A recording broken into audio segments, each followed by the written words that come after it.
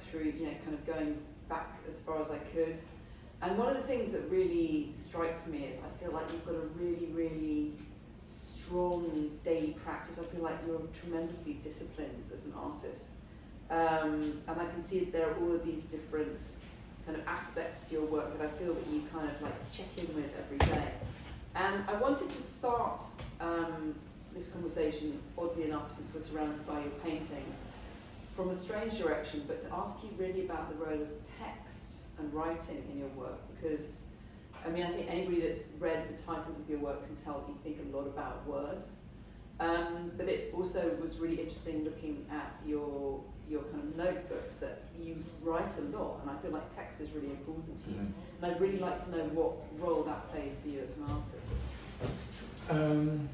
So I think a lot of the art that I produce begins with text, begins with writing, even more so than drawing.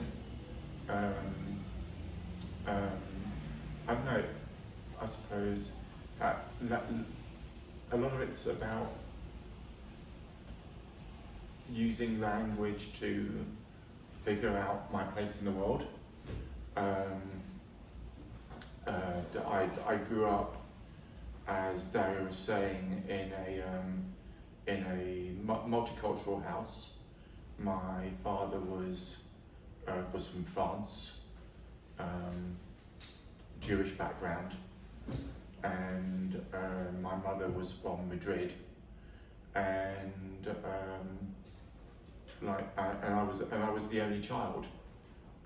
So my mum spoke to my dad in Spanish. My dad spoke to my mum in French. That's how they conversed.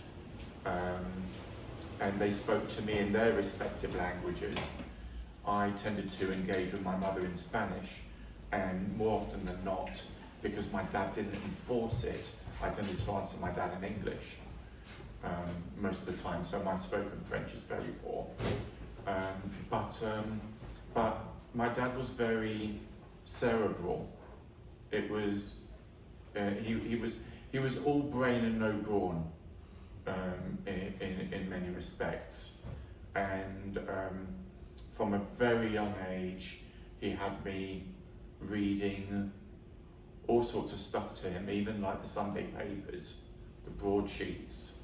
When I was 6 or 7, I would be reading them out loud. He would sit me down on a Sunday morning with like the Sunday Times, reading the front page, reading the editorial to him, and he would be stopping me, asking me questions, explaining words that I didn't understand.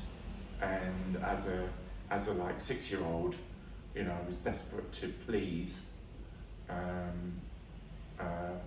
and so I just tried my best. But I suppose all of that pushed language and words from a very early age into something that I just I suppose became obsessed with.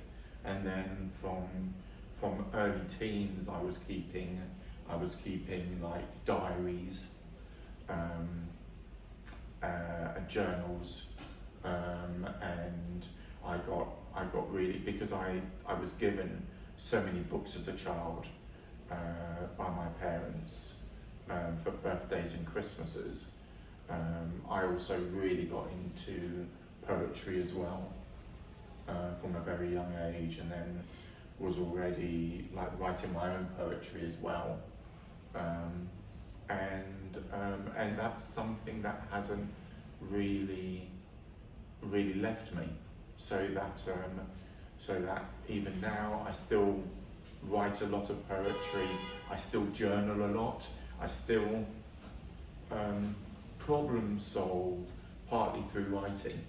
If I've got something that's really bothering me, I'll just take my notebook and write about it in the notebook, like a diary entry in a way, but it's a conversation with myself, and so all of that writing stuff is present when I then come to the point of actually painting.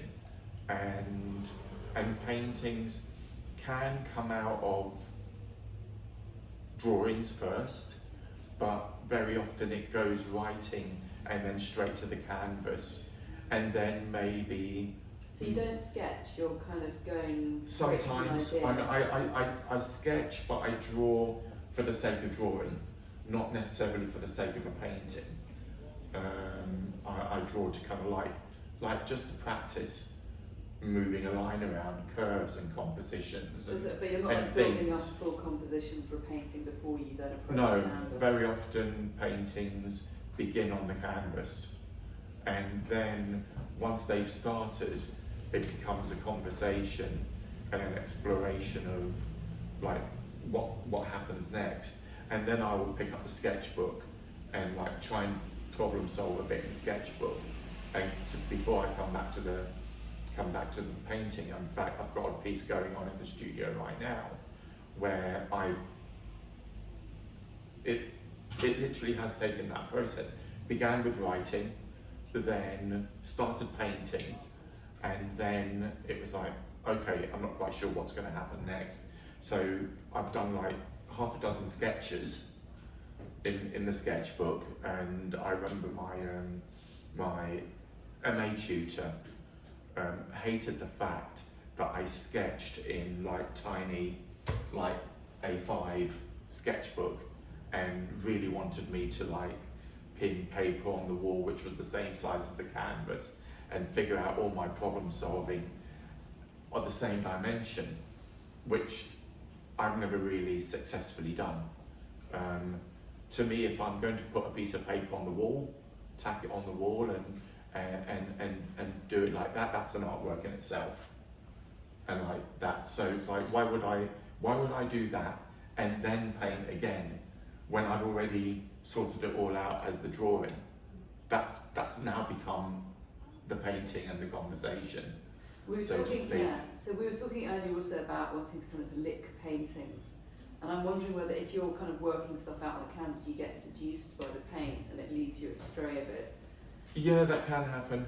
The piece I'm making right now is very gestural, and it is. I love the creaminess of the paint and the way that you can make marks that are representative of the whole body, and something being like raw and unprocessed. But sometimes it's difficult. Sometimes it's tricky to talk about the language around art. I end up using a lot of analogies, and you know it'll be. I'll end up. The analogies will be totally non-art related. But yeah, it's kind of like approaching paint like scrambled egg, like with heaps of butter in it. Right. So you want it to be really creamy and and kind of like small grains. Yeah. Yeah. I was really interested going through your past work that photography was a massive part of what you were doing, like kind of a decade or so ago, that you were quite active as a photographer. And in the works that we're surrounded by now, I mean, I guess this is partly because this show is called Fragile Archive, you've been drawing on your own archival photography as well. And I'm interested as to the relationship between, first of all, your photography and your work as a painter, and kind of photographic source material, like kind of like your personal archival photography and painting. So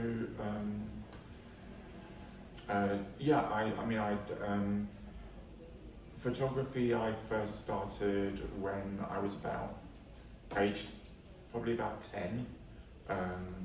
My dad bought my mother for her birthday an SLR camera, like one of the latest back then. So that was like 1980, I guess.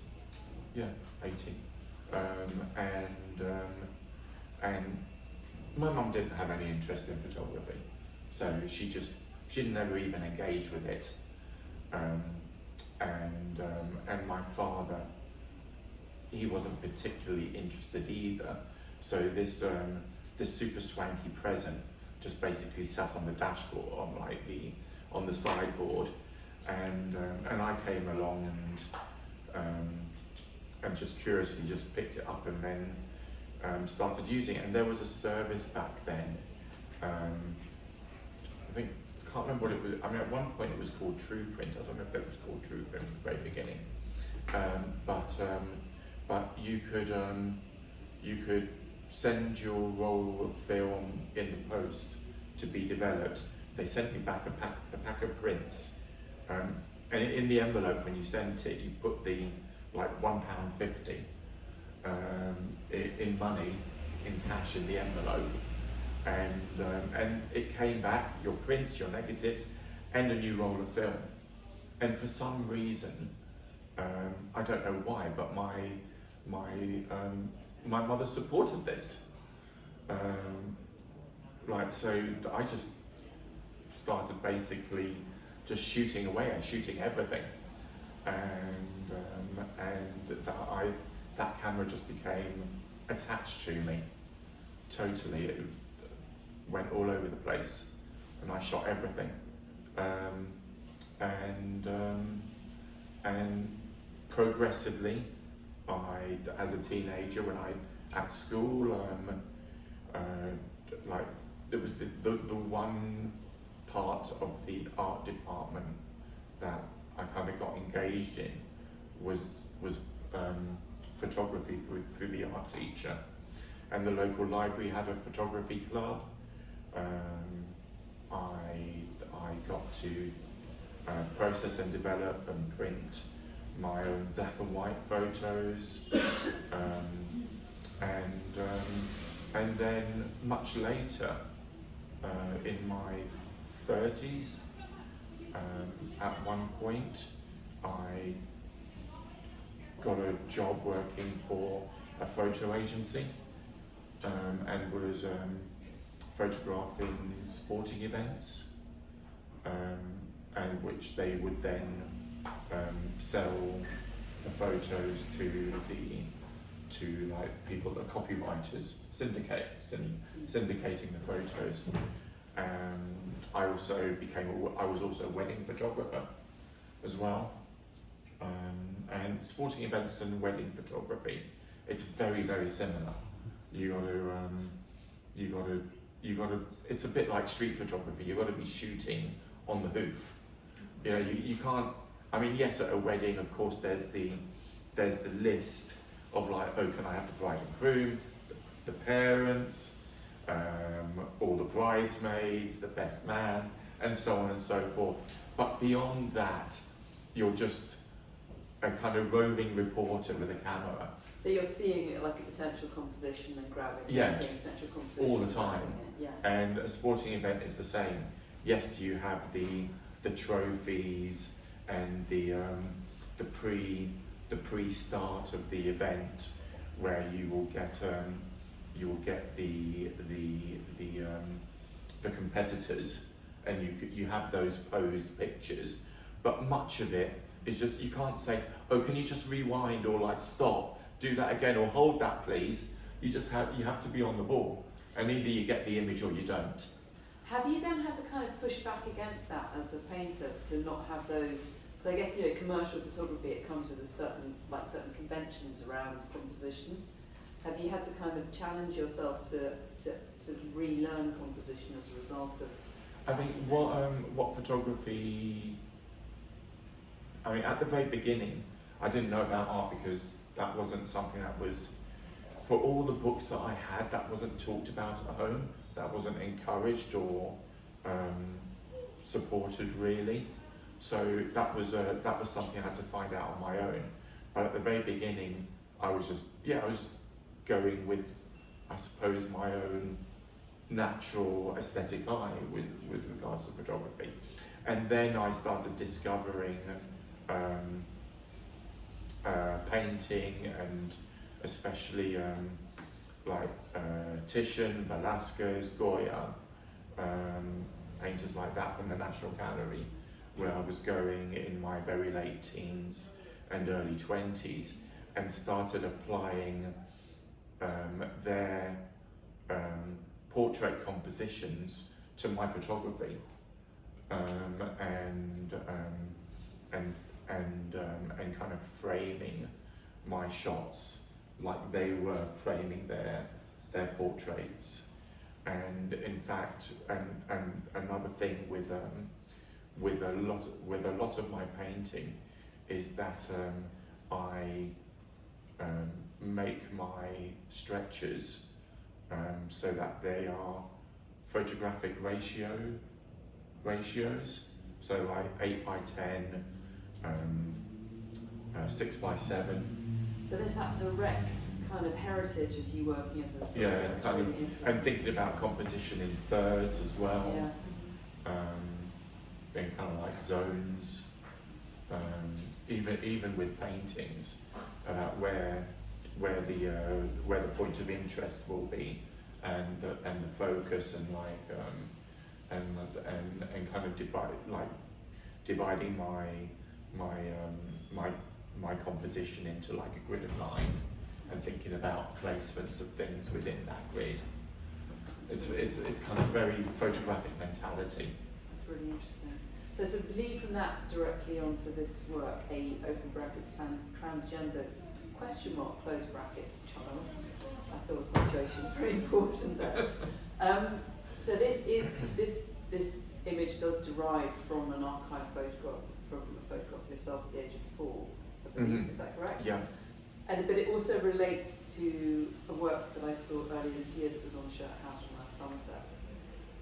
So I'm interested. A transgender child. Yeah. So I'm interested that you've revisited this material and that you're kind of. Why did you decide to revisit this image, and what's changed in the way that you addressed it? So in this work. a lot of the work I make, new works tend to very often come out of previous works. Making, I think I maybe said this in a somewhere before that it's on record, but making artwork for me is kind of like this dichotomy of a couple of different things. There's, on one level, it's a bit like being an archaeologist. So, like, if anyone knows, like, that TV show Time Team that used to be on Channel 4, you've gone out into the back garden with your metal detector, and you kind of go around, you're like, beep, beep, beep, beep, beep, beep, beep, beep, beep. Okay, there's something there. It's making my metal detector go nuts, but I don't know what it is. So then I start digging away with my little trowel and to uncover it. And making artwork is a bit like that. You know that there's something you're trying to figure out and uncover, but you don't know what that thing is exactly. And does your radar get set off because it's something that makes you feel uncomfortable, or because it's something that you don't understand, or it's a problem? What's that kind of feeling that you get? More often than not, I think it's problem related. Right. It's about questions. Yeah. And trying to make sense of it. I don't think discomfort comes into the equation. Sometimes it's scary, and sometimes it's exciting, but it's generally always about trying to solve a problem, or just figure out some sort of conundrum,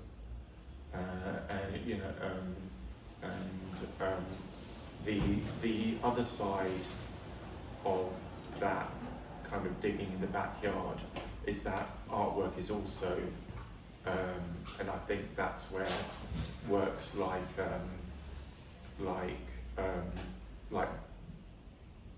especially these two, not so much the bill posters over there, the text piece, but with the child and with can't remember the title of my own work. Excoriation. Thank you.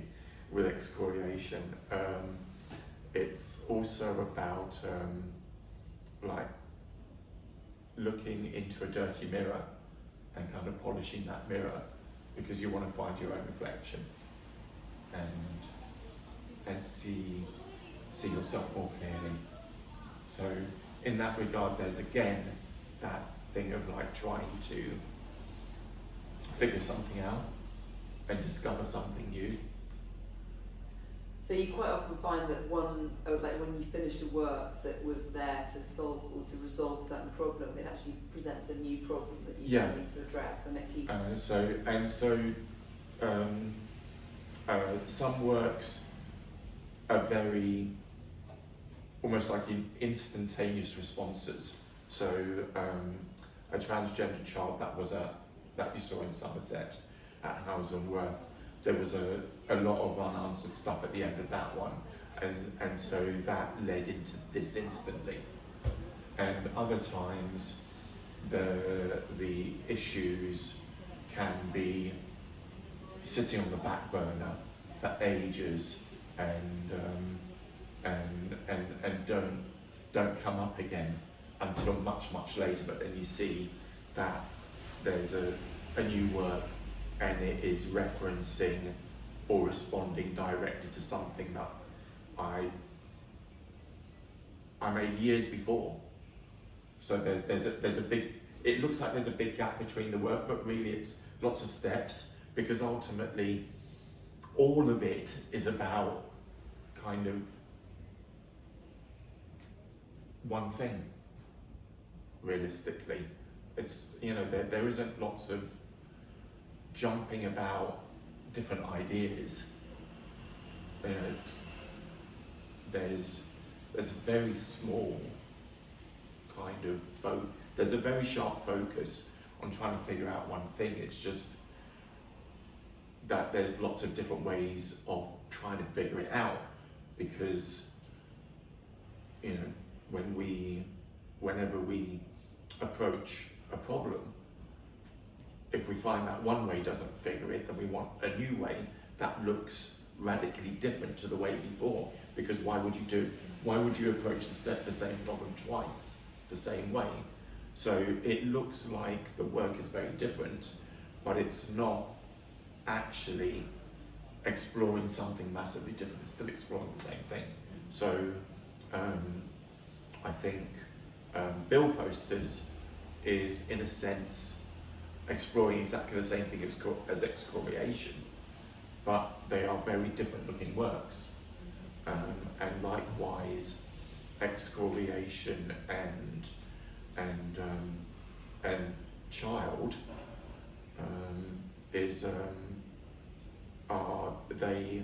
they are like bookends.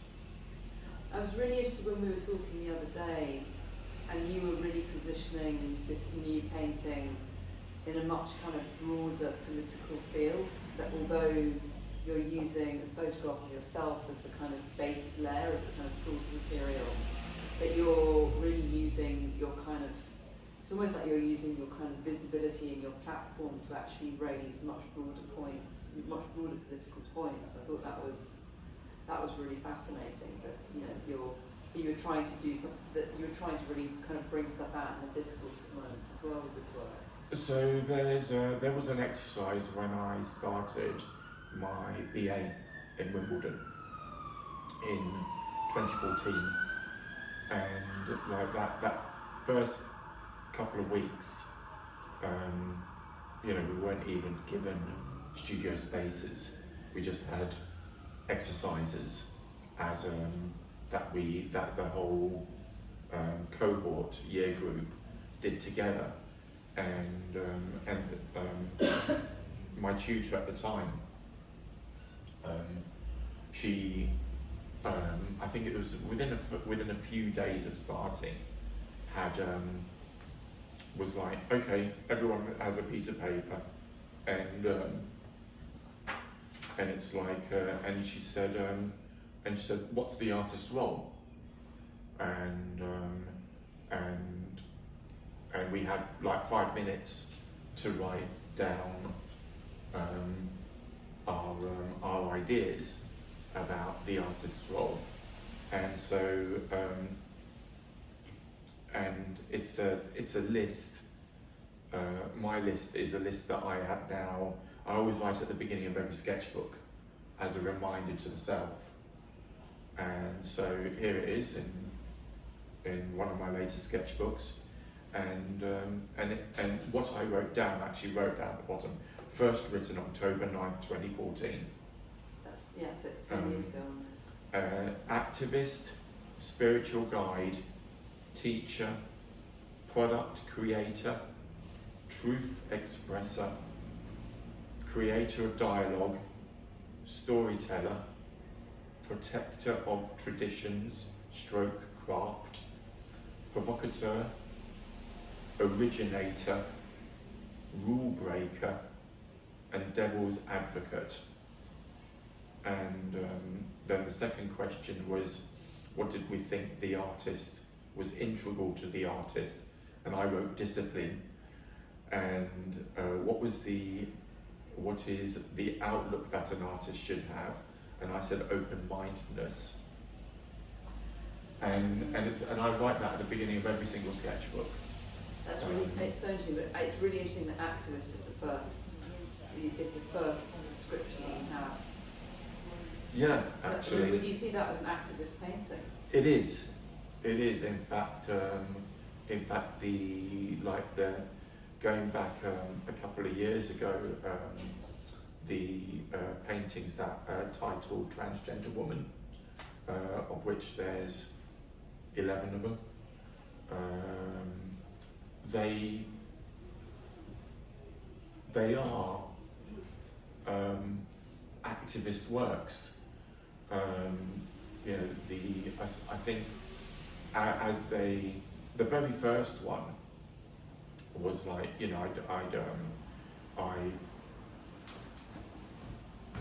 was like I wanted to see Yang, my partner, we share a studio, and Yang says, you're always painting other people and other figures, why don't you paint you? And I was like, okay, so, I don't see me represented in a gallery space like I go to the National Portrait Gallery. It's not like I don't see a transgender woman. And then when I go, I see a self-portrait like Tate Modern. I see a self-portrait by a man, and it's big and bold, and it's like, so as a transgender woman, I'm going to make a big, bold portrait of me to match them. I'm no less than them, and if there's any younger transgender woman out there, or transgender man, person, whatever, they can see this and see themselves on the wall. I wanted to see me on the wall when I was younger, and so I did that first one, and then it was like, okay, I've done that, but it's not enough. I need to do more, and so it really developed immediately as a protest piece. In some ways, at the time, I think I saw it as a little bit removed from my general practice, because I do feel that my general practice is exploring ideas that are broader and more universal, rather than being so pinpoint focused on this specific issue. But at the same time, I think as the paintings have evolved and as more of them have happened, so they do fit into the conversations and explorations of how we relate to each other and how we find our place in the world, and our space, and you know, a work like the child is, I hope,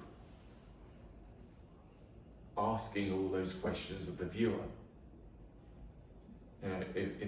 If it's doing any engaging, it's like saying, you know, what do you think about this?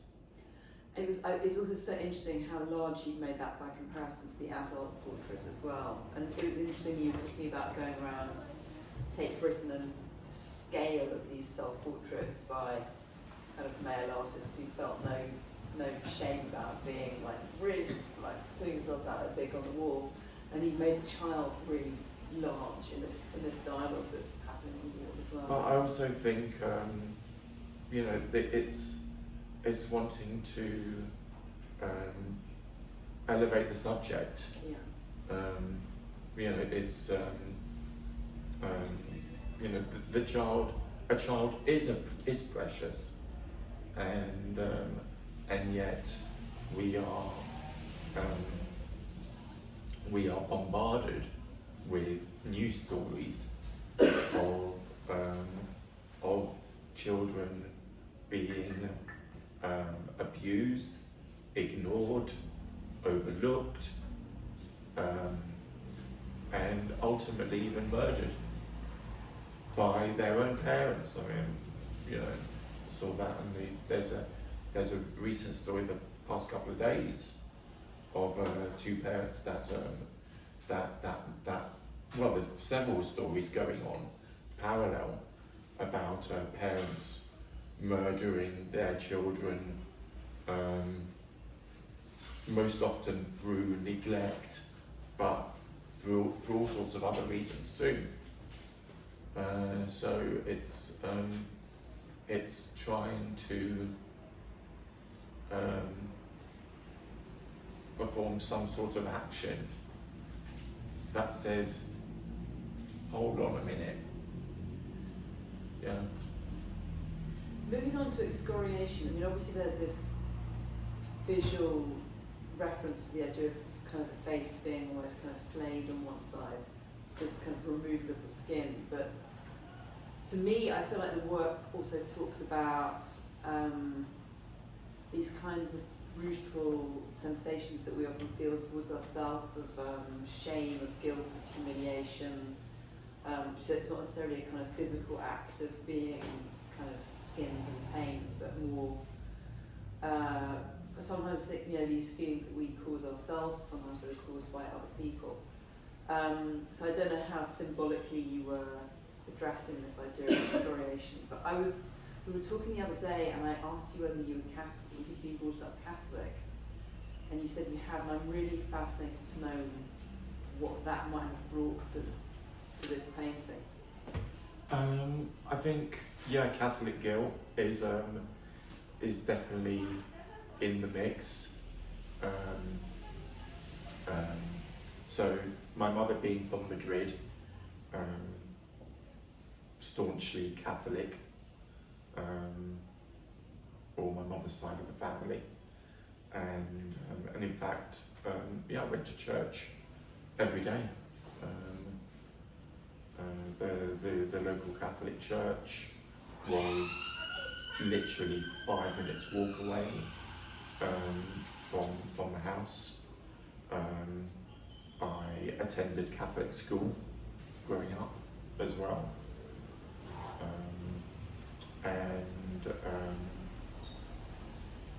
and it wasn't until I was into my about 20 that I then started exploring churches outside of the Catholic Church. I got very involved at one point for 2 years. We were chatting about it last week. a evangelical group, Boston Church of Christ, which came over to the UK in the late 80s, about 88, 89, 90.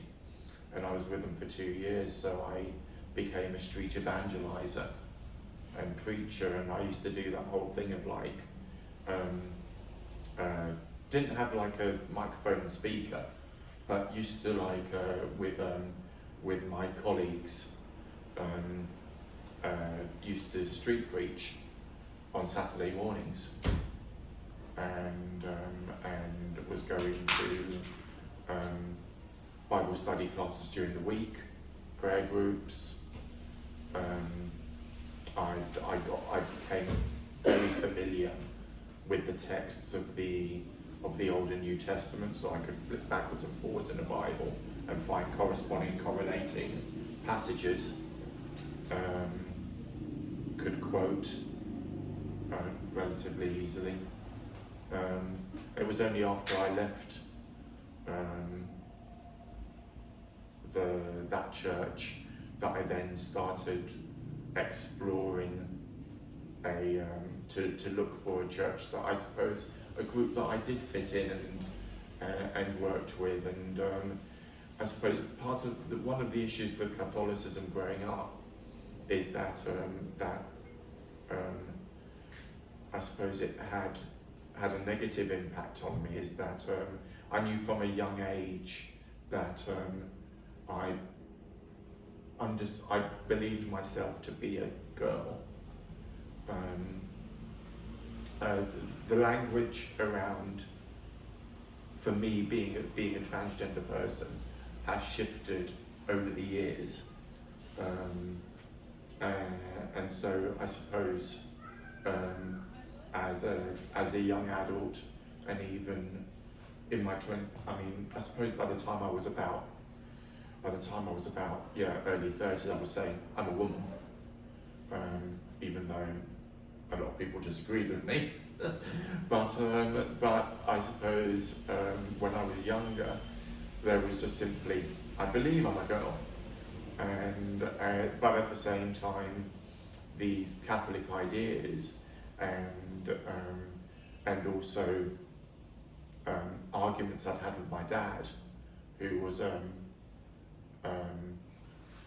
bit of a tyrant, and I have previously mentioned as well, an abuser. So that had left me with a lot of doubts about myself, including whether I was right in thinking that I was female, because if I was female, then surely I should be ticking certain boxes, and obviously I wasn't. So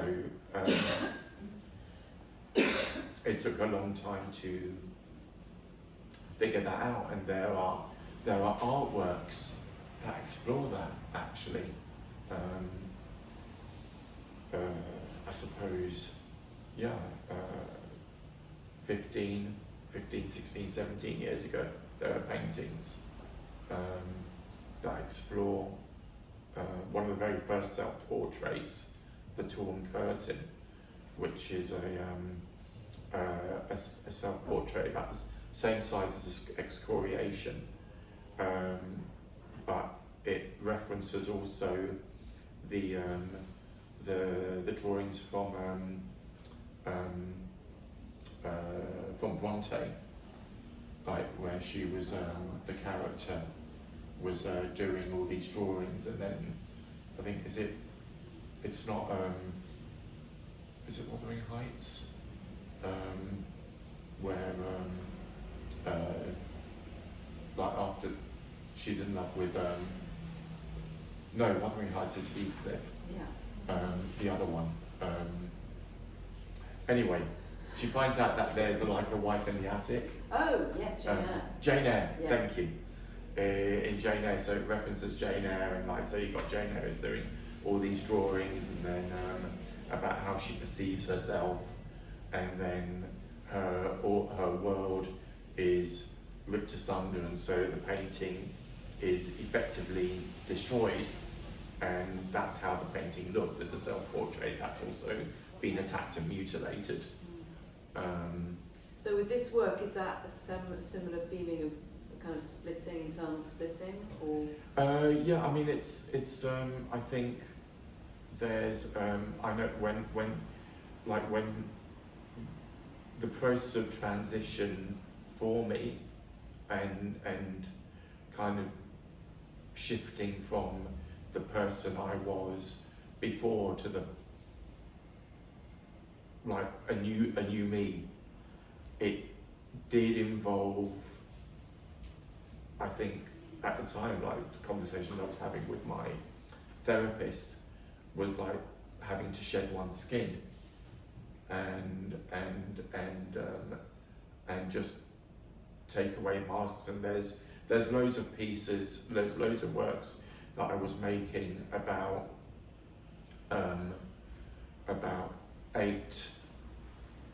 7-8 years ago that involved masks and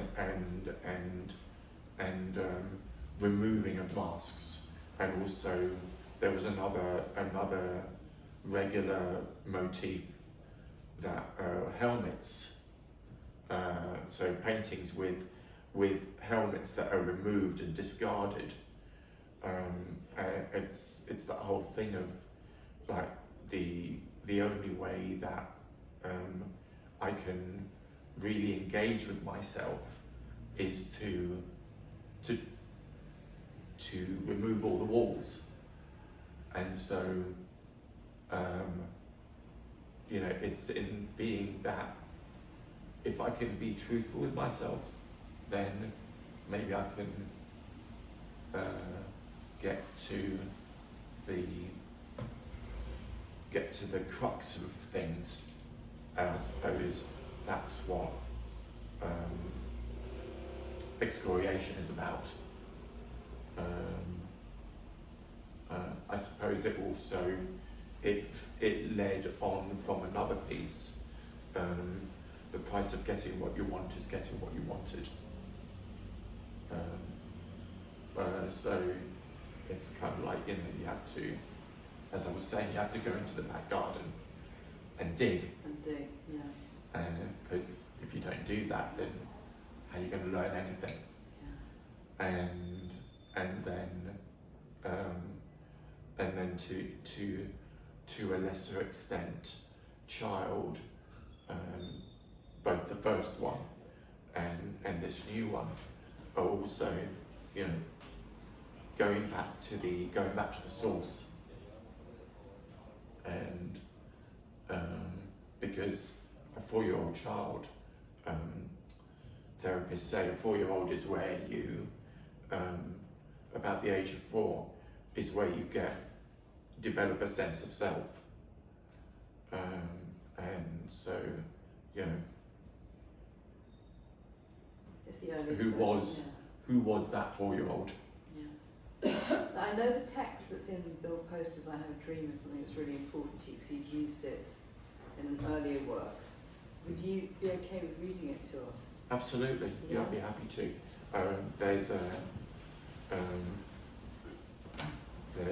There's a different experience of the work orally compared to verbally, compared to reading it to yourself, in a sense, and so Do you and have so it yeah, written down with you? no.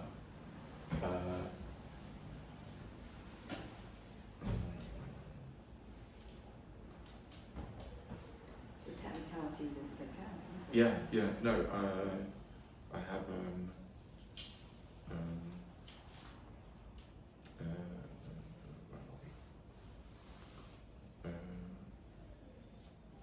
photos of it, So rather than to have to stand there, I could look at a photo on the phone, because I should know the text off by heart, realistically. Goodness knows I'm. Because I think I first saw it on a work of yours from like 2012, where you had it printed onto a mirror, and then the photograph of your face reflected in the mirror. Yeah, that's that work is on my website, Yeah. but it's never been exhibited, as it happens. Screen print onto photograph that piece, but where is?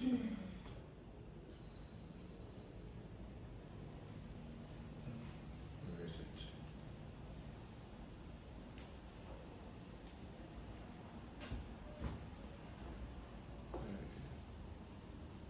Okay.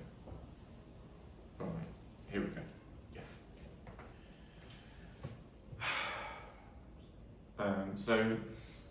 The piece, if you haven't looked at it before, it's called Bill Posters I Have a Dream, and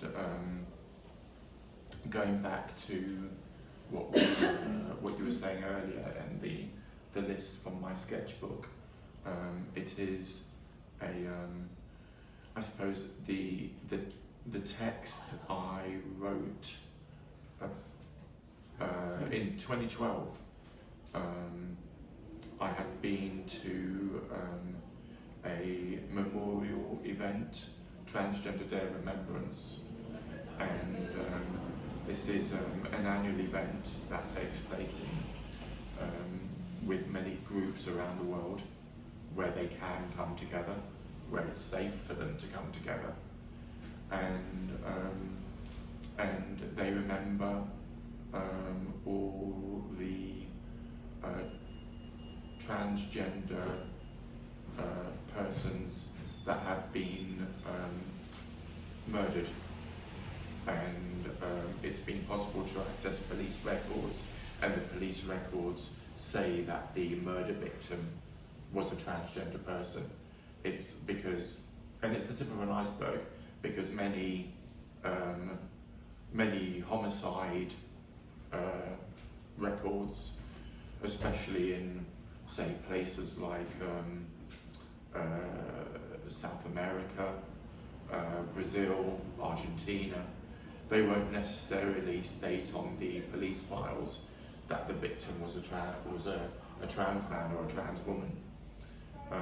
So it's only where the records can be accessed and found to relay that information. And so I think 2012 we'd had a particularly high number. It was well in excess of 300 in the list, and these events, Transgender Day Remembrance events, it's the 20th of November for what it's worth. Actually, the London meeting used to happen very near here at UCL, in a hide room there. Don't know where it's going to happen this year, but we try and make it celebratory. There are songs sung, poems read, besides lighting a candle for everybody, for all the names on the list.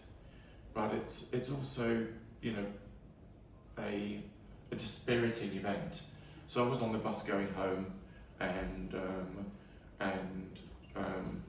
as per usual, notebook in my bag, took it out, and I wrote down this text, and so that became this poem. And then after that, it was just like finding a way to do something with it as well. So with bill posters, I was thinking about the bill poster as a protest tool, and also thinking about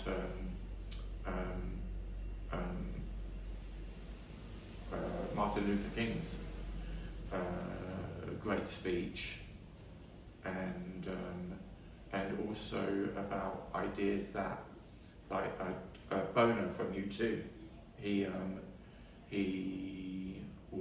received a particular award, and in his acceptance speech, he spoke about the power of rock and roll, and as a medium to get across ideas to an audience. And I think art can play the same role. It's a tool, it's a medium. So that's how the bill posters were conceived. And so the text in the bill posters goes like this. Look at me and remember. Look at my face and hear my voice. Because whatever you think, this is my place too, and I will not be forgotten. However many blocks you place in my way, I will overcome. However many challenges I have to rise to, I will not lay down to you or your kind. I can dream, and I will dream. I will be part of the world's future. So don't call me by your label, because I am not. Don't tell me to look in the mirror and see a face you want me to see, and tell me to recognize an unfamiliar place. I have a map, and I have a home. I will be defiant. I will have my land, and my name is on the paper, and that is my truth. I will be better, stronger, greater than anything or anyone you can imagine. I will be the beauty of the butterfly, hear the beat of my wings. And now I know there's peace in self-discovery. And now, hear the music. My band, my people, playing music I can march to. And the tears on my cheeks will wash away yesterday.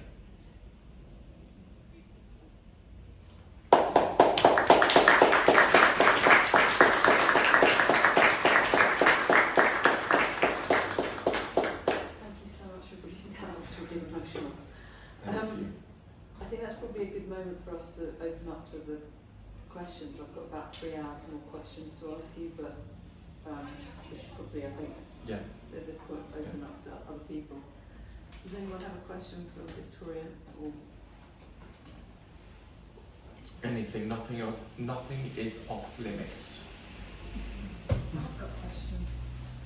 It's not I haven't seen a lot of your work in the flesh, but I know this piece and then the floral pieces that you do, there's quite a big difference between this very sort of smooth rendered and then, you know, the other pieces. So I just wondered what goes into the making of them. You know, is there more of like a cathartic, quick response to the other pieces, or do you feel like you bring that into the more rendered pieces as well? I think it just depends on the piece and on the day.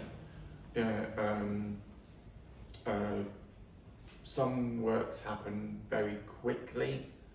I think there's I mean, Yang and I have spoken about this before, that I'm a very emotional painter, and you know, we're never the same person that wakes up each day, and you know, so the person that I woke up being this morning was not the person I was yesterday. how could I be, realistically? You know, I've had 24 hours of more life experience. So why would I make the same painting twice? Because why would I do any act identically?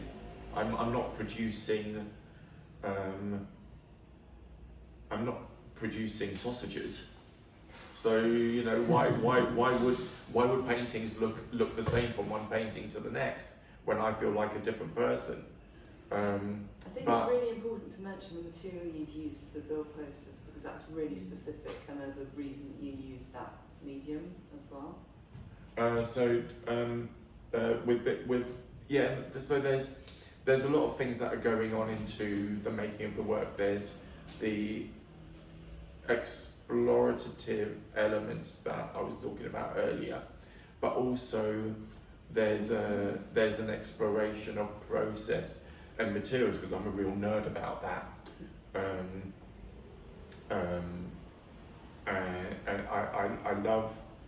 I love my materials, and I love exploring what I can do with them and how they work. I love learning first and foremost how they work, like the official rules, and then of course once you've learnt the rules you can break the rules. So it's as much about playing with materials and process as it is about all the other aspects. And in the case of the bill posters, they were made with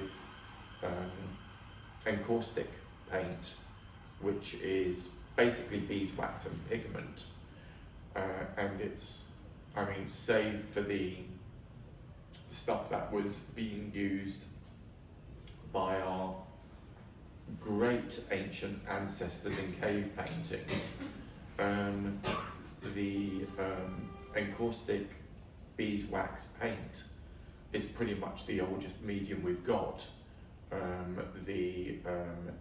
The ancient Greeks and the 2,500 years ago were using it, and the Romans shortly after them, and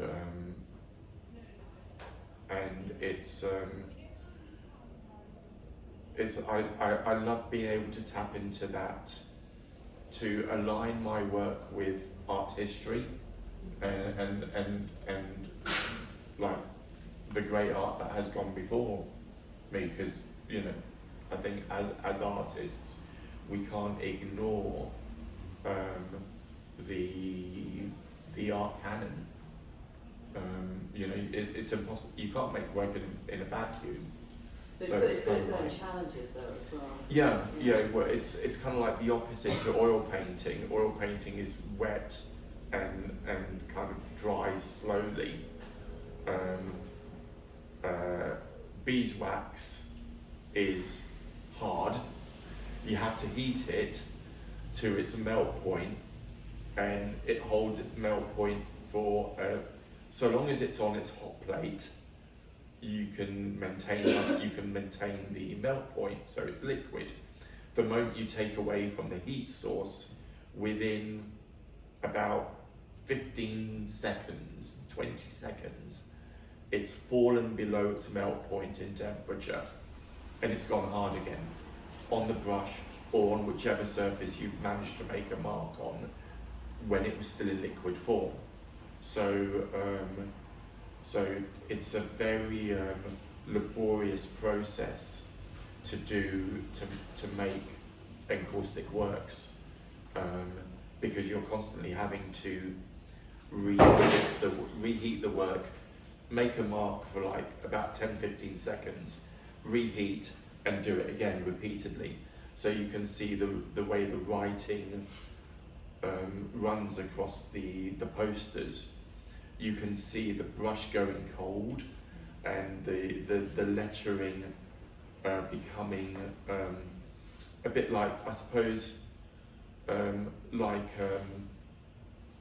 Shakespeare when he was writing with his quill and ink, the quill running out of ink, and so the mark kind of disappearing and having to recharge the quill to make a fresh mark of a few more words and then dip again.